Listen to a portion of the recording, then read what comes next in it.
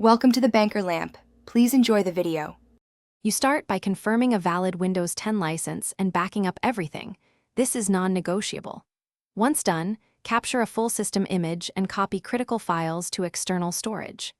Next, identify the exact build number and edition you need, Home, Pro, or Enterprise, because mismatch causes activation and driver issues. Make sure your device meets the hardware requirements for that legacy build, and note drivers you'll need. Now gather a second PC to download official media. You must obtain the official ISO for the exact build.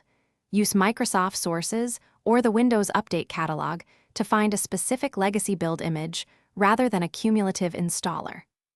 Once you have the ISO, create a bootable USB using Rufus or the Media Creation tool, choosing the correct partition scheme and file system for your PC. Also, copy device drivers and essential utilities onto a second USB so you can install network and chipset drivers immediately after setup.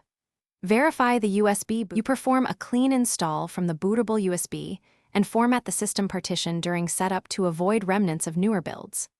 Once installed, immediately activate Windows with your product key and install chipset and network drivers from the second USB so you have internet if needed.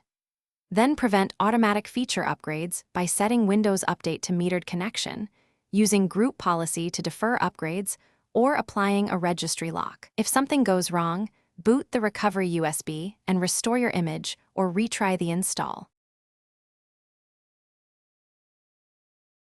Thanks for watching. If this was helpful, leave a like and consider subscribing. See you next time.